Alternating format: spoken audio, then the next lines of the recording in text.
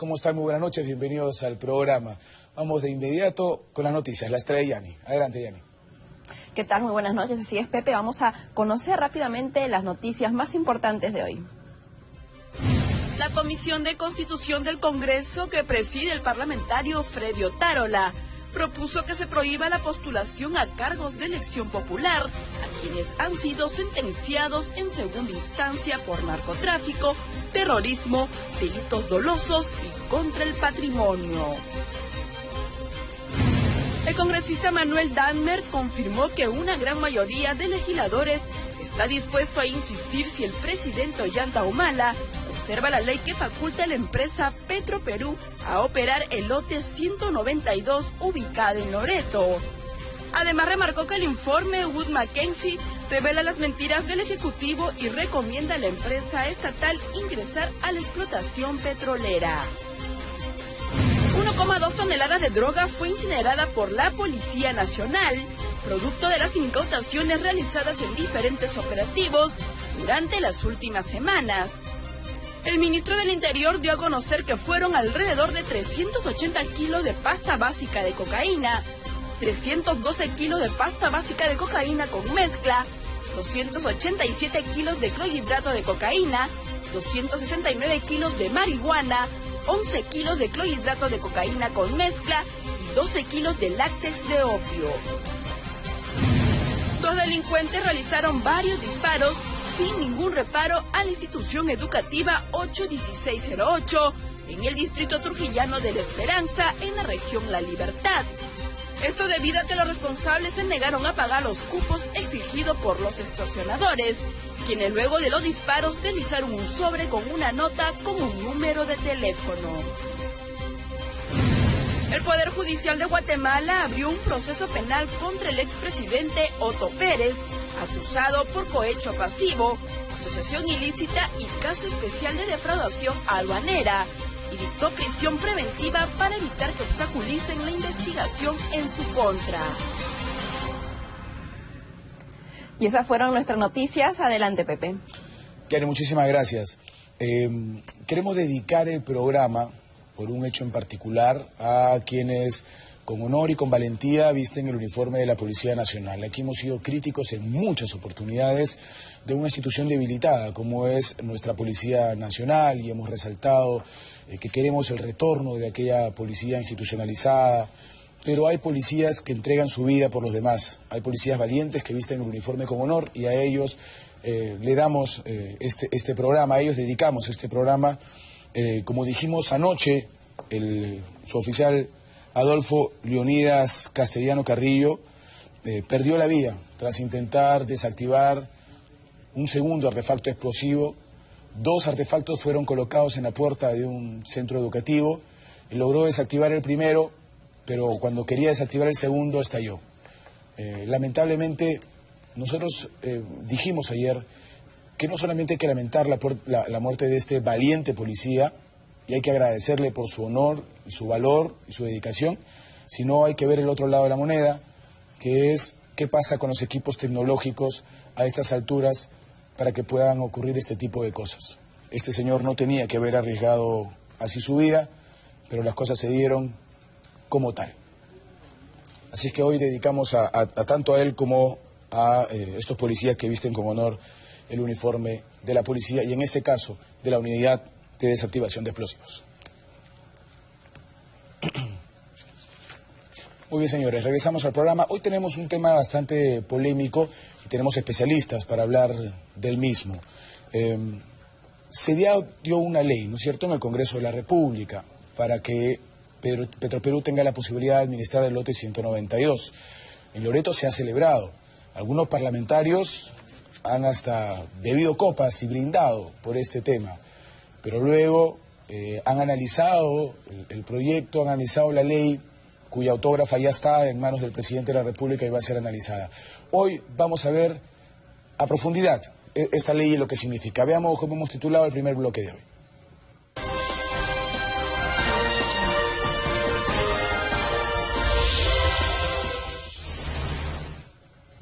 ¿Qué hay detrás de la ley sobre el lote 192? Vamos a empezar con un especialista, con el exministro Pedro Gamio. Don Pedro Gamio, bienvenido al programa. ¿Qué hay detrás de esta ley? Cuando se dio por primera vez, todos celebraron, hasta que el presidente del Congreso dijo, ojo, esta es una ley autoritativa, no hay nada dicho, no hay nada obligado, el contrato ley tiene que respetarse con Pacific. ¿Cómo ve usted el tema? Bueno, permíteme un segundo para sumarme al homenaje a este héroe, que es este policía que ha ofrendado su vida por salvar a los niños del colegio. Y bueno, estos señores asesinos y terroristas no tienen el perdón de Dios. Creo que valía la pena este segundo acto solidario, porque es terrible lo que está viviendo nuestro país en este momento en temas de seguridad ciudadana. Yendo al tema en cuestión, lo que la ley o el proyecto de ley, porque todavía no es ley, expresa es la voluntad política del Congreso de levantar el candado que tiene Petroperú hoy, que no le permite la integración vertical. Y al no estar integrada verticalmente no puede generar ingresos suficientes que le permitan, por ejemplo, cotizar en bolsa. Eso limita muchísimo a la empresa estatal, sobre todo si consideramos que ha asumido una deuda de 3.700 millones de dólares por la refinería, la modernización de la refinería de Talara, y que necesita generar un flujo de caja. Ahora, la gran pregunta es si esta ley, si fuera promulgada tal como ha sido aprobada, significa que Petroperú puede tomar de inmediato el lote 192. Ahí tengo mis dudas. Tengo mis dudas porque ya se ha firmado un contrato con un operador por 2 años. El único tema que veo que puede ser verificado o revisado es que se puede constatar en la parte financiera que esta empresa canadiense está con problemas financieros. O sea, para quedar claro, doctor, antes de ir al tema de la empresa financiera y cómo está, empresa canadiense y cómo está, la ley o el proyecto de ley o la no autoriza no a es que Petroperú. Garantice a Petroperú a tomar. No autoriza a Petroperú porque dice puede, después de una evaluación que hará Perupetro en tratativas con Petroperú. Lo que hace claramente es un mandato político que rompe el candado que hasta hoy tiene Petroperú, pero no dice que mañana está facultada a tomar las operaciones del lote 192, más aún cuando ya se ha firmado un contrato que reviste garantías jurídicas. Ni siquiera dice que de aquí a 2 años. Evidentemente, el contrato que se ha suscrito es un contrato temporal, que solamente va a sostener la producción para garantizar la entrega del canon a Loreto. Estos 120 millones de soles que son fundamentales porque si no se queda sin ingresos para inversiones la región.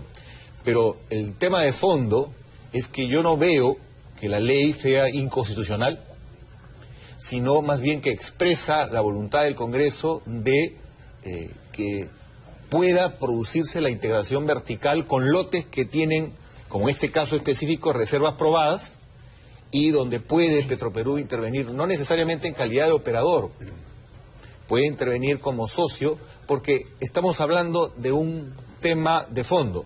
Si Petroperú no puede pagar la deuda de la modernización de la refinería de Talara, ¿quién la va a pagar? Todos los ciudadanos. Es cierto. Muy bien, ese es el fondo entonces del tema. Por eso hemos querido empezar con don Pedro Gamio, que además conoce el tema a la perfección. Marco Nájera, ¿cómo ves este proyecto de ley y el trasfondo del proyecto de ley? Porque hay muchos que ya celebraron, ¿no?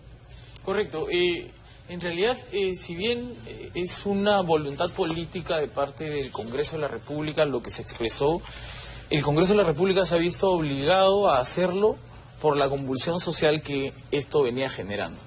Y esto, en realidad, tiene una connotación de rechazo a la inversión extranjera. Yo estoy convencido, además como provinciano y como lo he visto en Chimbote y en la costa del país, que las operaciones que realizan empresas extranjeras no han estado debidamente comunicadas con la población. O sea, la sintonía que tiene que haber para que una empresa llegue a explotar los recursos de determinadas regiones del país no tienen una condescendencia con la población. Y la población ha reaccionado, aun cuando Petroperú hace mucho tiempo no tiene esta dedicación. Es decir, las explotaciones se las estaban dedicando a empresas que sí se dedicaban y además invertían.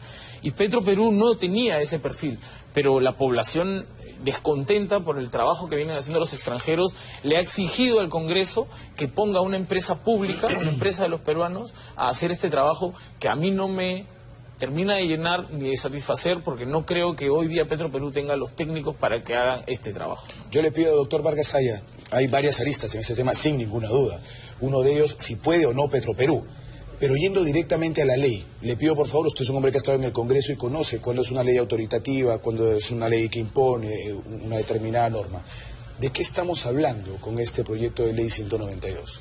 Bueno, evidentemente nadie puede negar que la ley expedida por el Congreso es un buen propósito reivindicatorio o reivindicativo, como se quiera llamar, para devolverle el carácter democrático a una empresa estatal que tiene todas las condiciones para asumir una responsabilidad de la que nosotros conocemos. Ocurre que es un proyecto un tanto fallido, digamos, pero que tiene solución debido a tres factores. En primer término, no sé si a negligencia o alguna otra consideración de parte del gobierno, que sabiendo que iba a terminar el contrato el 29 de agosto, solo se propuso abordar el tema faltando pocos días, lo cual o es negligencia o es sospechoso. En segundo término, también tiene culpa el Congreso, porque si aquella tarde en que se terminó de debatir, después de que todos los grupos habían firmado por una moción, ¿no?, para que se dispense de trámite de comisión, el señor presidente del Congreso, yo no sé si por negligencia o por ingenuidad o por no sé por qué otra razón, arbitrariamente, en lugar de someter a votación esa misma noche, suspendió la sesión para el día siguiente. Y en esas 24 horas se produjeron dos cosas: las conversaciones, los conciliabulos, las idas y venidas, y fue entonces cuando el grupo parlamentario del Fujimorato, o del Fujimorismo, como quiera llamarse, al día siguiente retiró su firma, obligando que la Comisión de Energía y Minas dictaminase pues en 2 o 3 días. Y en ese término se permitió también que el presidente de la República firmara el decreto supremo, que no lo hubiera hecho si es que el día miércoles, el día anterior, se hubiese votado todo. Entonces, hay una serie de consideraciones. Pero quiero terminar esta parte respondiendo a su pregunta. No es antidemocrático ni inconstitucional, como lo dijo el doctor, no es inconstitucional el acuerdo del Congreso. El Congreso puede hacerlo todo, porque él no está imponiendo, no está resolviendo nada, simplemente está declarando que sí puede Petroperú participar, es decir, romper aquel candado, digamos, se llama, ¿no? Sí, para que Petroperú pueda. Ahora, en una segunda instancia conversaremos para decirle que sí es posible que Petroperú asuma. Muy bien. Don Pedro Gamio, a ver, yo poniéndome en el lado de los loretanos, ¿no es cierto? Yo diría, ahora que un poco me explican los especialistas del tema, oye, me engañaron, me estafaron, me hicieron celebrar, me salieron a la prensa los parlamentarios a decir, el Perú va a manejar el lote 192, salieron a decirme, Petroperú estará a la cabeza, chao canadiense, y eso no es cierto. Bueno, hay un tema también que conviene analizar. Aquí ha habido muchas promesas incumplidas, muchos discursos diciendo que Petroperú iba a hacer muchas cosas. Recordemos que Petroperú iba a intervenir en el etanoducto, que Petroperú iba a comprar refinería La Pampilla, que Petroperú iba a ser operador no en uno, sino en varios lotes que se estaban devolviendo. Al final, a último minuto, se daba marcha atrás. Esta es una oportunidad única, porque son lotes cuyo contrato se está venciendo. No cuesta nada su ingreso. Este lote, por ejemplo, tiene 130 millones de barriles de petróleo probados de reserva. Entonces, ¿cuál es la característica de la industria del petróleo? La utilidad mayor se da en el campo de la explotación del recurso. Acá no hay nada de inversión de riesgo. No hay nada que el riesgo es un campo maduro que tiene 130 millones de barriles de petróleo de reservas probadas. Entonces, lo que hace Petroperú es recuperar flujo de caja que le permita pagar la deuda, tremenda deuda de la modernización de la refinería. 2, un tema que no pude terminar de comentar en la intervención anterior. Hay 45 millones de dólares necesarios de ingreso para atender las necesidades de este reto operativo, de sostener la producción. Y hay un problema que Perupetro debe explicar, que es la capacidad financiera de esta entidad. Esta entidad en Canadá, por razones de la caída del precio del petróleo a nivel mundial, ha tenido un fuerte golpe en la bolsa. Eso no significa que haya quebrado, pero significa que sufre hoy problemas financieros. Entonces, Perupetro tiene que explicarle al país si tiene este operador con el que ha suscrito un contrato de administración, si tiene la capacidad económica para sustentar el reto urgente, porque no hay que esperar, hay que sostener la producción, no hay que esperar, hay que sostener la producción, no hay que esperar, hay que sostener la producción hasta donde sea posible, y en estos 2 años este es el encargado de mantener la producción. Y por otro lado, el lado de la población. A la población lo que le interesa es que el canon no deje de darle ingresos a la región. Ese es un punto importante. Pero hay un tema segundo, 92 pasivos ambientales que afectan fundamentalmente a los pueblos indígenas de la región. La gente está descontenta con el rol de una empresa privada que tiene un estándar ambiental en la selva norte muy diferente al que tiene en Camisea, porque también es operador de Camisea. Esos 92 expedientes o reparos ambientales de OEFA no han sido corregidos, no han sido atendidos. A eso le suma un informe muy preocupante que muestra que la autoridad regional y los gobiernos locales tampoco han cumplido con hacer que el canon beneficie a los pueblos indígenas de la zona de influencia del proyecto. Siguen habiendo problemas de desnutrición, siguen habiendo problemas de falta de agua potable, condiciones que en 40 años de explotación del campo y por lo tanto del beneficio del canon han debido hacer que los pueblos indígenas sean los primeros beneficiados. Recién, el 2007, el agua de formación, es decir, el agua contaminada con metales pesados que viene con la producción, en este caso el 95% de lo que sale de los pozos es agua contaminada, recién desde ese año, es decir, estamos hablando hace 8 años, se reinyecta al subsuelo, vuelve al lugar de donde viene. 8 años de 4 décadas. 4 décadas se arrojaba a la superficie con un mínimo de trato de reducción de sus impactos dañinos, pero básicamente iba a fuentes de agua, iba a la zona del hábitat de los pueblos indígenas. Entonces hay un daño ambiental evidente, porque antes no existía el paradigma ambiental. Entonces hay de por sí un reclamo legítimo. Occidental ha acordado a nivel de Corte Suprema de los Estados Unidos, antes de que la Corte Suprema emitiera un fallo, una compensación a algunas comunidades del río Corrientes. Acá hay 3 cuencas en cuestión donde hay pueblos indígenas que tienen el legítimo derecho a reclamar. Este es un tema pendiente. La consulta previa que se ha hecho está condicionada a que se produzca la remediación ambiental, y en el lote 1AB el responsable es un operador privado, no es el Estado. Ok. Y hay algo que le voy a preguntar en la siguiente rueda a don Pedro Aime también, porque usted ha hablado de esta empresa canadiense que ha tenido una merma gravísima. Colombia le ha dicho no, en una de sus más importantes fuentes de ingreso para esta empresa canadiense. Colombia le dijo, chao guapito, acá no te quiero. Y además, quiero preguntar en la siguiente rueda, y vamos a conversar con el resto del panel, sobre estos pasivos ambientales, porque dicen que la empresa que se va deja una carta fianza de 9 millones, cuando los pasivos ambientales son de 90. Es impresionante. Marco Laja. Correcto. Mira, nosotros en Lima estamos discutiendo un tema que es del oriente del país. Y antes que don Pedro y su sabiduría nos embargue, yo lo que creo es que hay gobernadores, hay alcaldes, hay autoridades locales, y hay congresistas de la República que han sido elegidos para defender ese tipo de situaciones, es decir, la extracción y los impactos que esa extracción genera. ¿Dónde están estos señores? No se les escuchó.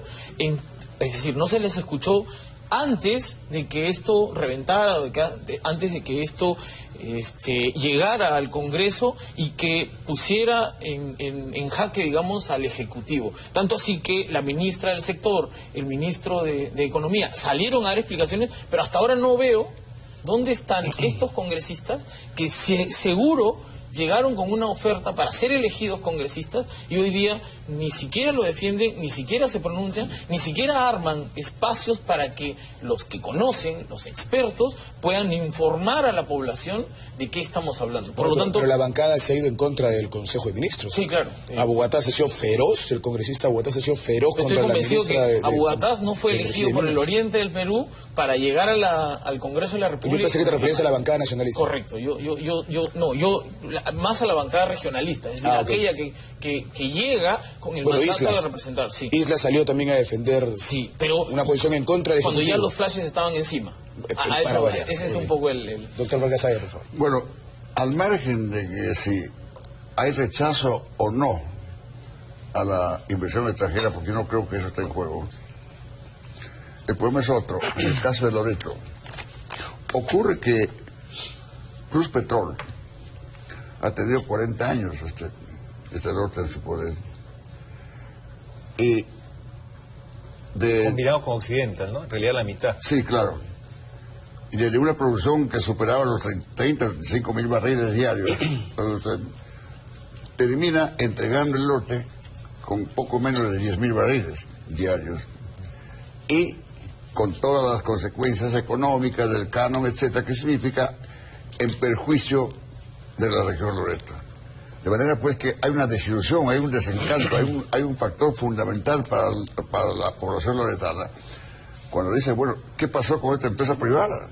Si las empresas privadas son buenas, ¿por qué ha fracasado? 40 años no ha hecho nada, ha contaminado los ríos, las aguas de los ríos, el medio ambiente, ha enfermado a las poblaciones de las comunidades indígenas de la zona, etcétera, etcétera.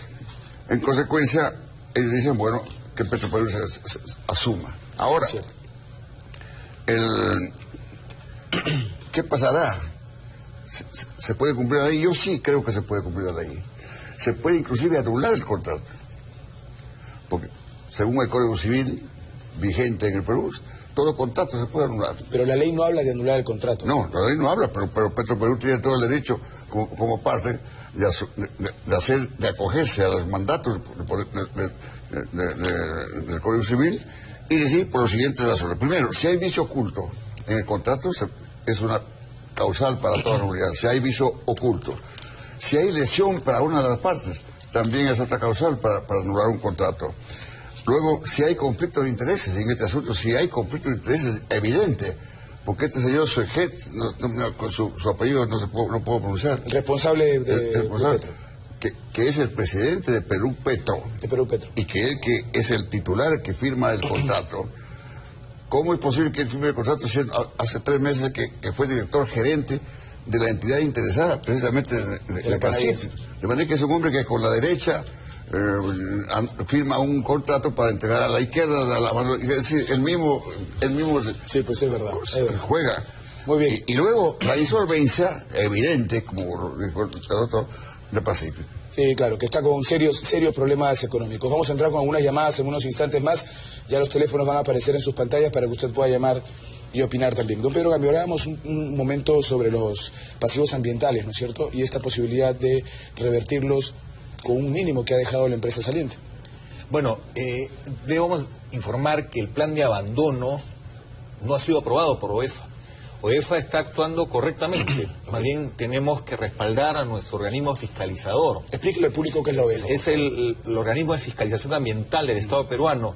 El Estado peruano tiene pocos años de construcción de una autoridad ambiental que lleve a la exigencia a todos, empresa grande, mediana, chica, en la industria del petróleo y en otros campos de la actividad económica, parámetros ambientales que respondan a las mejores prácticas. Pregunto, entonces, doctor. OEFA ha reparado y ha observado a Pluspetrol, señor, así no puede usted trabajar. Pero esta observación y este análisis no se debió haber dado antes. Pluspetrol ya salió, doctor. A ver, perdón.